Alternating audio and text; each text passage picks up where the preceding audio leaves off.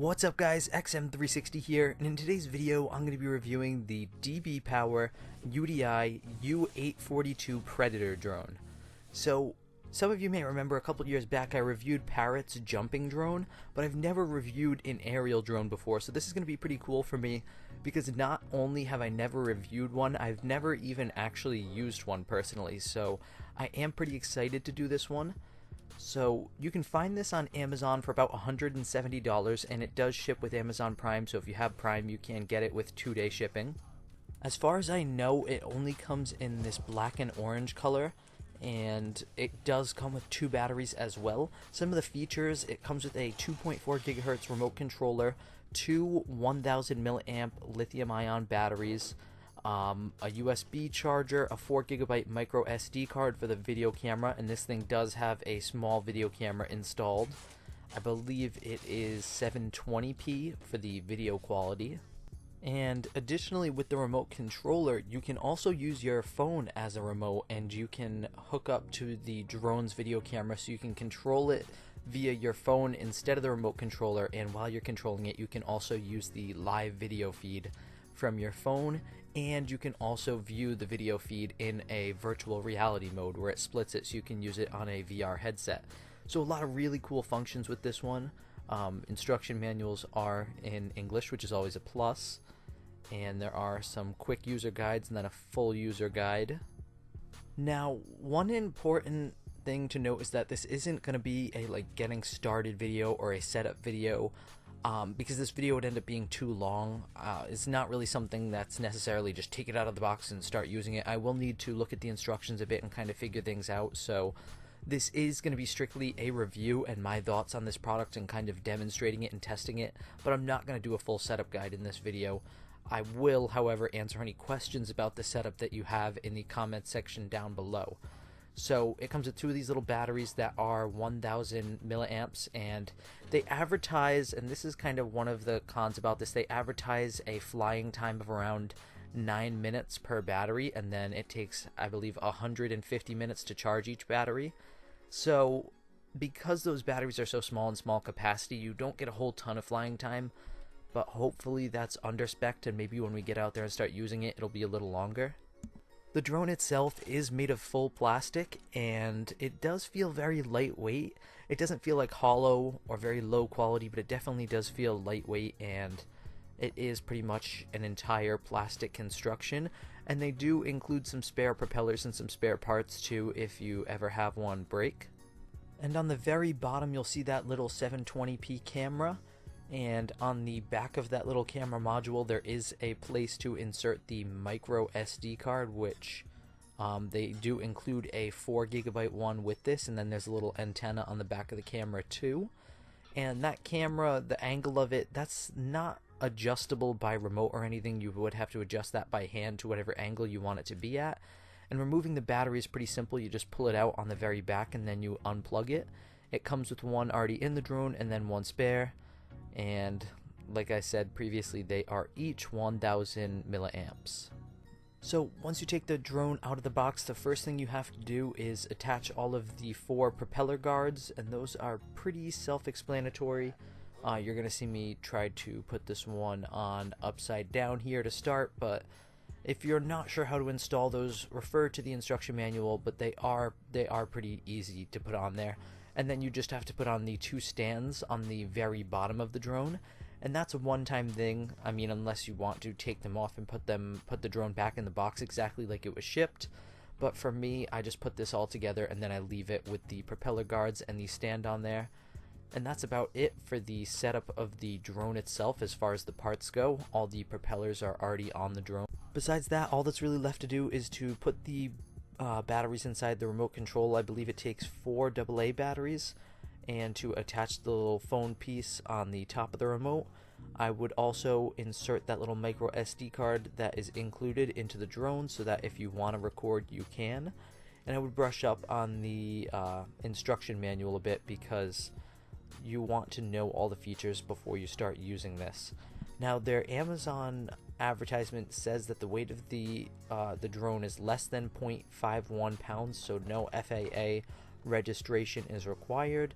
That's from them, not me. I don't really have a scale to weigh it, a scale that could do less than a pound, but that's just something they advertise.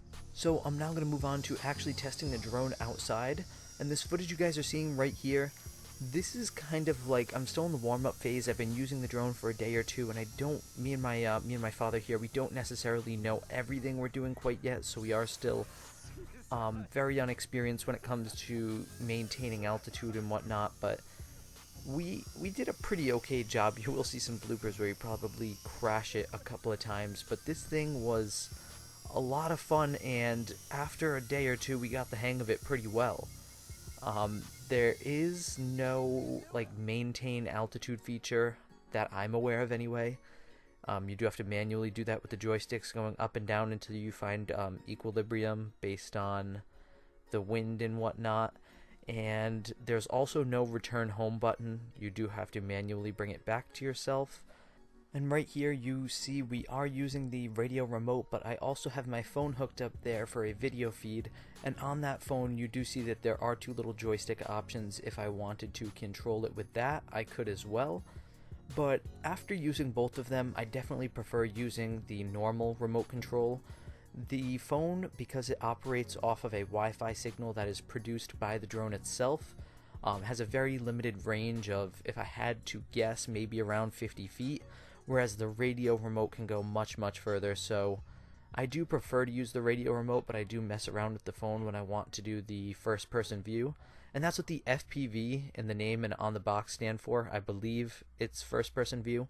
But I mostly just use my phone when either the batteries to the big remote die out, or if I just want to use the video camera. But in all other scenarios, I just use the radio remote. And it's pretty durable. I flipped it over and threw it into some trees and bushes quite a bit, and I haven't really gotten any scratches yet. So durability seems to be there. I haven't had it touch water yet, though. I don't think it would last very long in water because there's not any form of waterproofing on this thing. And one thing you might see me do a couple of times in this video is there's a flip feature. You can actually flip this drone in midair. There's a flip button, and I didn't figure it out at first. You hit the flip button and it makes a beeping noise, but what you have to do after you hit the flip button is you have to use the right joystick and move in some direction, and it will take a barrel roll in that direction. Besides the flip feature, there's also a headless mode, which I didn't really mess around with too much, but the left joystick controls up and down, and then if you move the left joystick from side to side, you can also change what direction the head of the drone is facing. And I think headless mode has something to do with disabling or enabling it so that you can't turn from side to side and the drone just stays facing one way the entire time. I believe that's the purpose of it, but I like keeping it on the mode where I can spin the drone in midair. Now, when you first take this thing out of the box and start using it, you're gonna use the left joystick to go up, and you're gonna notice the drone just starts like taking off on you, and you'll probably get scared that you're going way too high, so you'll end up killing. You'll end up going all the way down on the left joystick to return it to the ground, which will turn all the propellers off completely and make you crash to the ground after you've flown up very high. So when you first start using it, I would suggest avoiding my mistake and go very easy on that left joystick and go up very slow. The left joystick controls up and down and the rotation of the drone, and then the right joystick controls the tilt, so what direction you want to go in. And after messing around with this for a couple of days, I got pretty good at controlling what direction it goes in. Now, one major thing I want to talk about is the biggest con for me with this was the batteries. They were pretty true to that rating. I mean, I did maybe get around 15 minutes of use sometimes with the drone, and you're going to see some footage here of us kind of crashing it into the woods, but I did find that the batteries were very short term, very short life. You feel like you've only been using it for 10, maybe 15 minutes, and then it starts beeping. That's when you know that it's going dead, because the remote control will start beeping. And I think the drone flashes too when it's dying, and that's when you know, and it'll just slowly start to decrease in power, and you won't be able to go up as fast, and then eventually it will just stop. The propellers will stop completely. And for me, that was after about 15, maybe stretching it to 20 minutes sometimes, but very, very short battery life. It is good that they include the second battery, but I would much rather prefer some way to make a higher capacity battery or make the propellers stronger so that it can hold a heavier battery, because these batteries are just, they're really, really small, and I really would like something that lasts a little longer. But that was the only real usage con that I had. Everything else, as far as the usage goes, I liked a lot. In this video, you see us kind of crash into the ground a lot, and that's just beginner stuff, beginner errors. After a couple of days, we ended up getting pretty good with this, and we didn't crash into the ground that much, and we could make some pretty good landings, and it was a lot of fun for the short battery life that we were able to use it for. One thing that would make this a little better is if they included some type of multi-charger, because the current charger is one battery at a time. If they made something that had two cords so you could charge both batteries at once, that would be a lot better. But I liked the control of this drone. I never had any issues with the wind. I mean, we didn't take it out on any super windy days, but the wind was pretty much a non-factor when we were using it. And I wanted to show you guys some of the video footage from the actual camera itself that I recorded. And this is on a separate day, so if anything in the background or yard scenery looks a little different, that's because I recorded this on a separate day. But the video quality is okay. It's kind of what I expected, almost in some cases a little better than what I was expecting it to be. The video file is truly 720. The frame size is 1280 by 720, and the FPS is 19. That's taken straight from the file on the micro SD card that was in the drone, and this was done while I was using my phone as the remote control, because I don't know of any way to start recording while you're using the radio remote, because there's no like record button on there to start the recording.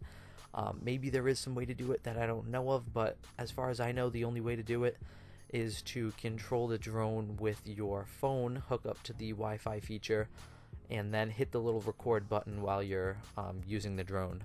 And this will save the video clips not to your phone, but to the micro SD card that is inserted in the drone.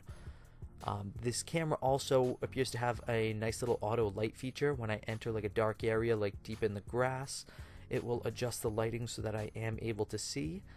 And I was very happy with this. I also tried out the virtual reality feature, and it was okay. It wasn't like super impressive, but it was a pretty cool view of some areas up high in the sky in my neighborhood that I normally wouldn't get. So it was a pretty cool feature to use as well. So overall, I'm going to give you guys like my overall review of this now. The only cons I really had were that short battery life I mentioned, and I think the price is a little too high at $170. For what you get here, and for that short battery time and the quality of this, I would feel comfortable paying maybe about $80 or $90, but $170 is a bit high for me. I think this would make a really cool Christmas present for somebody younger who has never had a drone or hasn't had many drones, because this is a really cool beginner drone. Definitely not like a high experience drone if you were like planning on doing video projects or anything. This is a beginner drone, but I would really recommend this as a really cool Christmas present, but I do think they need to come down on the price a bit. But besides that, I was very happy with everything with this drone. And if I had to give this product a rating, I would give it an 8 out of 10. Down below, I'll put the link to purchase this and all those other links I mentioned, like the link to the app. And if you guys have any questions about the setup or the features of this drone, let me know in the comments down below, and I'll try to answer all your questions. So as always guys, thank you for watching this video from XM360.